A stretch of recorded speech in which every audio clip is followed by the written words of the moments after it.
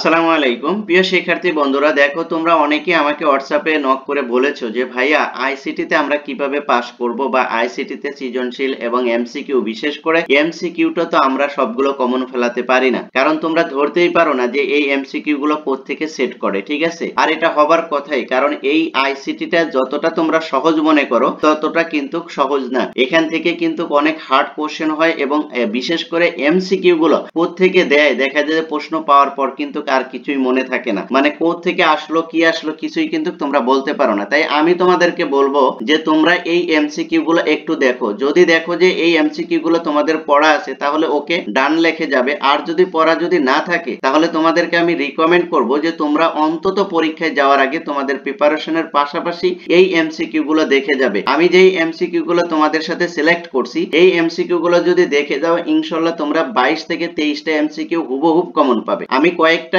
সেটে তোমাদেরকে বিভক্ত করে এমসিকিউ গুলো দিচ্ছি, তোমরা একটু দেখে যাবে, 100-এ 100 এখান থেকে 22 থেকে 23টা এমসিকিউ তোমরা কমন পাবেই পাবে ইনশাআল্লাহ। আর তোমরা যদি আমার এই চ্যানেলে যদি নতুন হয়ে থাকো তাহলে অবশ্যই চ্যানেলটি সাবস্ক্রাইব করে দিবে, আর এই ভিডিওগুলো যদি ভালো লাগে তাহলে অবশ্যই লাইক কমেন্ট শেয়ার করে দিয়ে তোমাদের ফ্রেন্ড সার্কেলকেও দেখার সুযোগ করে দিবে। তাহলে চলো আমরা মূল ভিডিওতে চলে যাই। দেখো এই যে প্রথমে 1 নাম্বারটা দেখো, আমি এমসিকিউ গুলো করব এবং দাগ করে দেব, আনসারও করে দেব, সেই সাথে তোমরা একটু দেখবে এবং তোমরা একটু দেখে অ্যাটলিস্ট তোমরা জানাবা যে হ্যাঁ এগুলো আমরা করেছি বা এগুলো আমরা পারি, অথবা তোমরা ডান লেখে বা ইয়েস লেখে আমাকে একটু কমেন্টস করে জানাবা। তথ্য প্রযুক্তির জনক কে? তথ্য প্রযুক্তির জনক হচ্ছিল এল শ্যানন। এই যে এটা কিন্তু খুবই ইম্পর্টেন্ট, ঠিক আছে, যেগুলো আমি তোমাদেরকে দিচ্ছি অনেক অনেক ইম্পর্টেন্ট।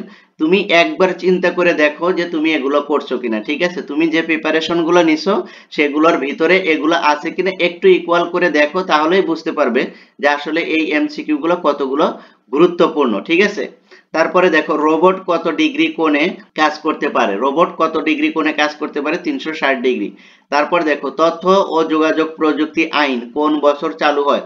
তথ্য ও যোগাযোগ প্রযুক্তি আইন কোন বছর চালু হয় এটা তোমরা দেখে নিবে। ঠিক আছে, তারপর দেখো ইনফরমেশন সিস্টেম সফটওয়্যার এর কোনটি কোনটি শিল্প উৎপাদন নিয়ন্ত্রণ ব্যবহৃত হয়? আবারও বলছি, দেখো 4 নম্বরে বলছে ইনফরমেশন সিস্টেম সফটওয়্যার এর কোনটি শিল্প উৎপাদন নিয়ন্ত্রণে ব্যবহৃত হয়?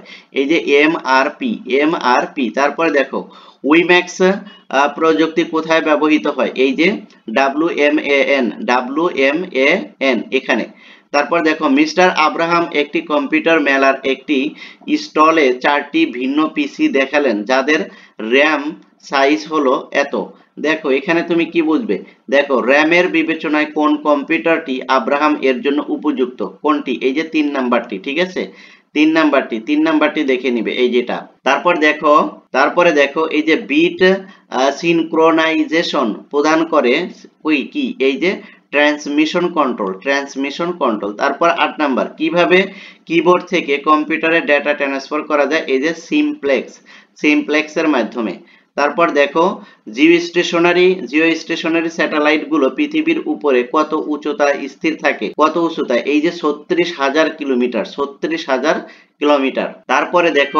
তারপরে এই যে এটা সমান কত? এটা সমান হলো যে এই যে 20/6, এই যে এটা। ঠিক আছে, ঘ নাম্বারটা।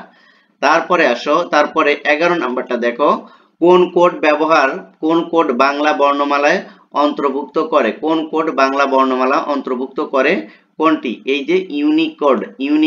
তারপরে দেখো মিস্টার এক্স এর বয়স এত, তার বয়স অক্টাল সংখ্যা পদ্ধতিতে কত? অক্টাল সংখ্যা পদ্ধতিতে এই যে 55, এটা ঘ নাম্বারটা। তারপরে দেখো এই উদ্দীপকটি পড়ে 13 এবং 14 নাম্বার প্রশ্নের উত্তর দিবা। ঠিক আছে, দেখো এফ সমান অন পেতে হলে এ ও বি এর মান কি হবে? এ ও বি এর মান হবে হলো এ সমান অন এবং বি সমানও অন হবে। তারপর দেখো জেড দ্বারা চিহ্নিত গেটটিতে কোন গেট ব্যবহৃত হলে এফ সমান এ প্লাস বি পাওয়া যাবে? কোনটি? এই যে NAND। ওকে, ঘোড়ার ঘ যেটা এটা। তারপর এটা দেখো 15, www.yahoo.com এর প্রবেশের জন্য XYZ এর উপর ক্লিক করতে কোন ট্যাগ ব্যবহৃত হয়? কোন ট্যাগ? এই যে এইটা, ঘ নাম্বারটা এ। তারপরে দেখো 16, কোন ট্যাগের কোন শেষ ট্যাগ নেই? কোন ট্যাগের কোনো শেষ ট্যাগ নেই? এই যে 1 এবং 2, অর্থাৎ এই যে এটা এবং এটা। ওকে, তারপরে দেখো কোনটি ডেটা নেটওয়ার্ক, এই যে 2G। তারপরে দেখো ইউআরএল এত সমান এত, এ কোনটি টপ লেভেল, কোনটি টপ লেভেল, এই যে .com ঘ নাম্বারটা।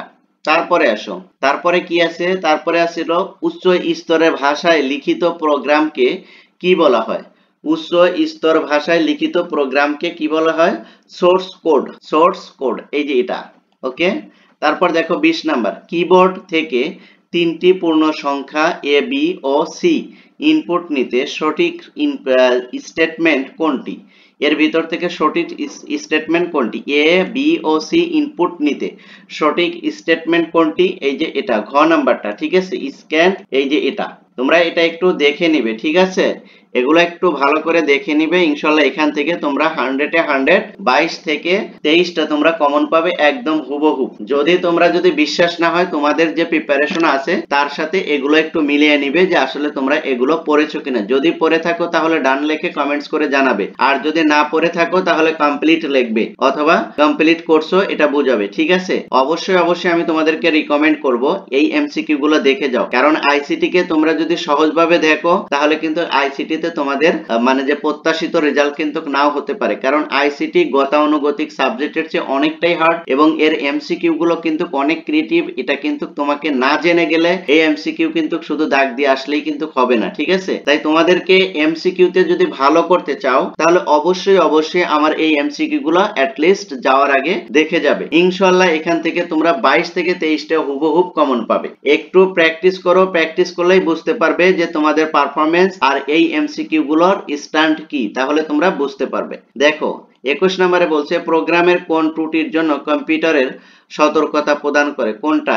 এই যে সিনট্যাক্স, এই সিনট্যাক্স এর জন্য, অর্থাৎ ক নাম্বার। তারপরে দেখো 22, এত পার্সেন্ট এত সমান কত, এই যে 0। ঠিক আছে, তারপরে দেখো নিচের প্রোগ্রামটি লক্ষ্য করো, লক্ষ্য করে তারপরে এই যে উপরের প্রোগ্রাম কতটি ত্রুটি রয়েছে, এই প্রোগ্রামটা দেখো, এই প্রোগ্রামটা দেখে এর ভুল কতগুলো রয়েছে, এই যে 3টি। তারপর দেখো এখানে কি বলছে, কোনটি টেবিলের সাথে সম্পর্কিত, কোনটি টেবিলের সাথে সম্পর্কিত, এই যে ডেটাবেস কিসের সাথে সম্পর্কিত, টেবিলের সাথে সম্পর্কিত। তারপর দেখো কোনটি বৈধ ভেরিয়েবল, কোনটি, এই যে ঘ নাম্বারটা। ঠিক আছে, এটা দেখো এই এমসিকিউ গুলো তোমাদেরকে আমি দেখাচ্ছি, এই কারণেই দেখাচ্ছি কারণ এমসিকিউ কিন্তু খুব কমন আসে না। ঠিক আছে, অনেকটাই কিন্তু এমসিকিউটা কিন্তু কঠিন হয়ে যায়, বিশেষ করে আইসিটির ক্ষেত্রে। আমাদের সময় যখন এই আইসিটি ছিল তখন কিন্তু অ্যাভেলেবেল স্টুডেন্ট কিন্তু ফেল করতো। আমি চাই না যে তোমরা সাধারণ একটু না দেখার কারণে তোমরা